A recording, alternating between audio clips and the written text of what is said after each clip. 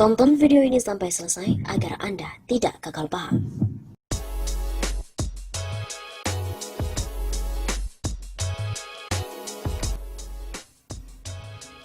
Deretan menteri yang harus dirombak di era new normal. Mahfud MD, Luhut, Yasona sampai Sri Mulyani banyak bicara, kerjanya nol. Jelang fase new normal, angka penjangkitan corona belum menunjukkan grafik penurunan. Kondisi ini mewacanakan perombakan kabinet agar para menteri siap menghadapi kondisi tidak normal itu. Hal ini bertujuan agar mereka bisa bekerja dengan baik sehingga new normal tidak berujung petaka bagi Indonesia.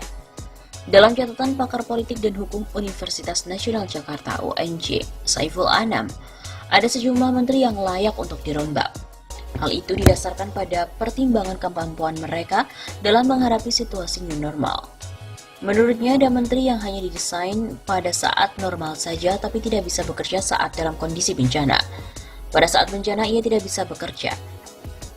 Bahkan hanya banyak bicara tanpa disertai dengan kerja nyata. Begitu ujarnya pada hari Kamis 28 Mei.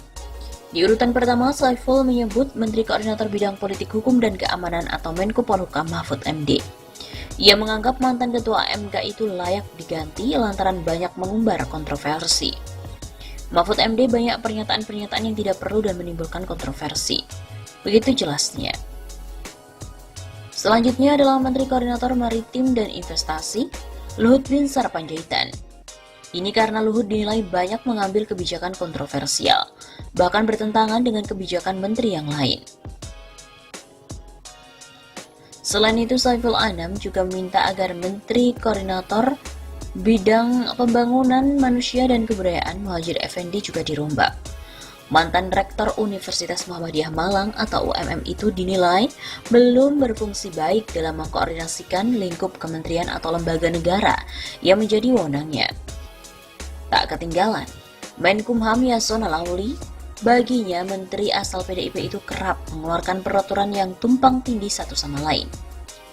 Lalu ada nama Menteri Sosial atau Mensos Juliari Batubara yang dinilai tidak dapat menghadirkan keakuratan data terdampak COVID-19. Menteri Kesehatan Terawan apalagi. Dia banyak ditentang publik atas pernyataannya yang mengundang kontroversi dalam upaya penanganan COVID. Selain itu, ia juga menyarankan mencopot Menteri Desa Pembangunan Daerah Tertinggal dan Transmigrasi Abdul Halim Iskandar karena dianggap jarang muncul dan tidak dapat diharapkan. Menteri Desa, kata dia, seharusnya dapat menyuplai data masyarakat terdampak COVID-19. Kemudian Menaker Ida Fauzia dan juga Menhub Budi Karya.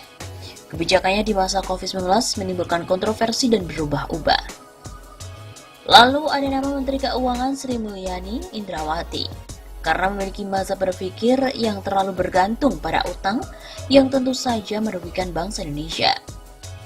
Mendikbud Nadiem Makarim juga terlalu frontal dalam melakukan perubahan menyebabkan gejolak, baik di kalangan guru dan masyarakat.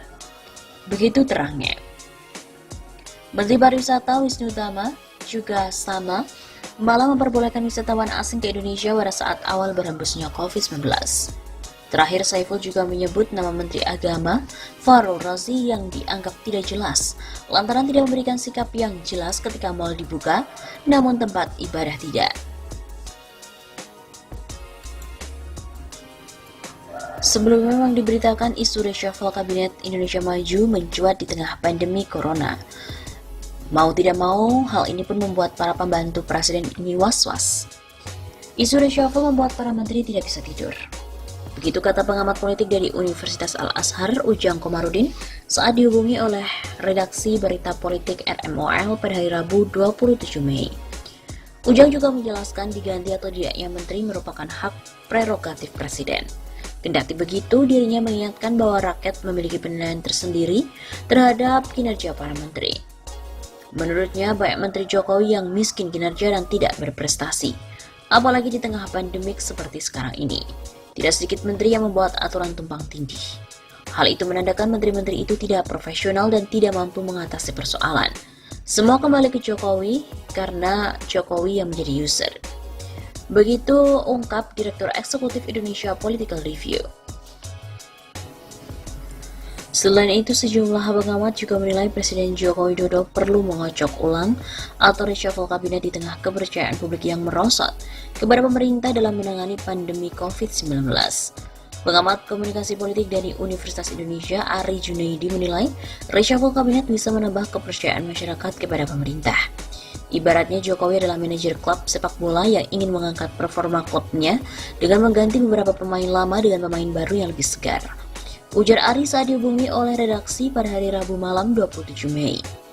Menurut Ari lagi, beberapa kementerian kelihatan kedodoran dan juga tidak responsif selama pandemi. Seperti Kementerian Pariwisata, Kementerian Tenaga Kerja, Kementerian Komunikasi dan Informatika, Kementerian Pemberdayaan Perempuan, Ibu dan Anak, serta Kementerian Perhubungan. Menteri Ketenagakerjaan Ida Fauziah misalnya, dinilai tidak memiliki rencana kuat ketika terjadi gelombang PHK.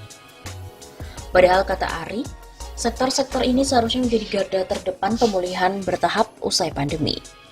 Direktur Eksekutif Indonesia Political Opinion, Deddy Kurniasyah, juga menilai perlu adanya perombakan besar di kabinet, terutama pos yang punya kedekatan dengan penanganan, terutama pos yang memiliki kedekatan dengan penanganan pandemi, seperti bidang hukum, kesehatan, tenaga kerja, dan juga ekonomi. Reshuffle ini bisa berdampak kuat pada kepercayaan publik.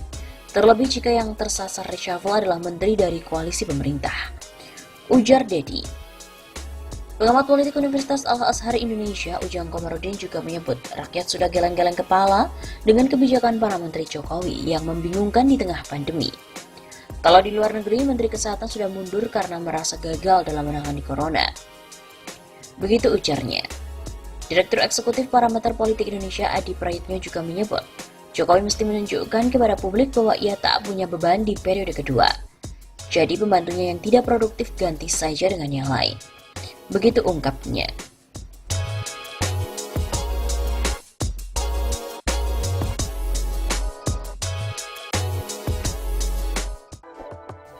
Senjata makan tuan. Niat bully Anies gagal, Menteri Jokowi malah dipermalukan. Lama tak ada kabar beritanya. Menko PMK Muhadjir Effendi tiba-tiba nongol dengan kabar mengejutkan. Dia mengaku bersih tegang dan menegur Gubernur DKI Anies Baswedan soal acak adutnya data penerima bansos di Jakarta. Kami dengan DKI sekarang sedang tarik-menarik, cocok-cocokan data. Bahkan kemarin saya dengan Gubernur agak tegang, agak saya tegur keras Pak Gubernur. Begitu kata Muhadjir dalam sebuah diskusi yang digelar secara virtual pada hari Rabu 6 Mei yang lalu. Dalam rapat kabinet, kata Muhadjir, Anies menyebut data warga miskin baru di Jakarta 3,6 juta. Anies akan mengurus 1,1 juta orang. Sementara sisanya 2,5 juta bansosnya diserahkan pada Kementerian Sosial. Setelah dicek di lapangan, Muhadjir mengaku ditemukan ada ketidakberesan. Mereka yang masuk dalam daftar Kemensos juga mendapatkan bantuan dari Pemprov. Jadinya double. Pengakuan Muhadjir ini wajar kalau bikin kaget sama publik. Pertama, tiba-tiba saja Muhadjir muncul. Kedua, ternyata Anies tidak sehebat yang selama ini dicitrakan dalam menangani COVID-19 di Jakarta. Data penerima bansos saja tidak beres. Sebagian besar kita pun pasti banyak yang mencoba mengingat-ingat. Siapa sih Muhadjir Effendi ini? Berani bertaruh? Jangan bertaruh deh, karena sedang puasa. Dapat dipastikan juga tidak ingat, bahkan tidak tahu singkatan apa dan bagaimana tugas pokok serta fungsi Kemenko PMK. Maklum, Muhadjir termasuk di antara sekian banyak menteri yang melockdownkan diri selama pandemi corona melanda negeri ini.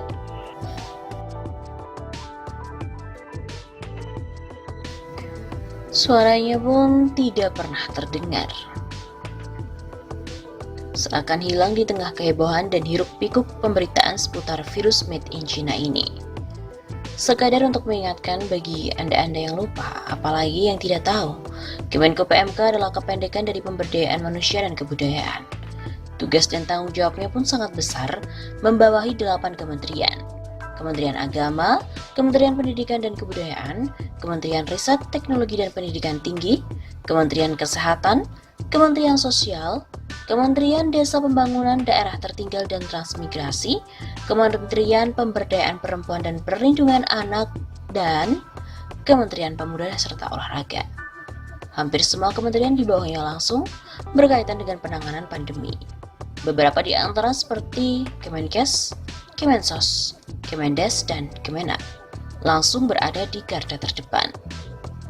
Harusnya Muhadjir adalah Menko yang paling banyak diincar dan diberitakan oleh media. Tiada hari tanpa Muhadjir. Dia jadi bumper Presiden Jokowi, tidak membiarkan Jokowi membuat berbagai blunder, mulai dari kontroversi Pulkam versus Mudik sampai berdamai dengan Corona. Lalu pernahkah kita mendengar statement dari Menko Muhadjir yang cukup signifikan tentang penanganan COVID-19? Tak banyak media yang mengutip ucapan maupun kegiatannya, karena dia ini terkesan pasif. Tiba-tiba dia muncul dengan isu yang menghebohkan.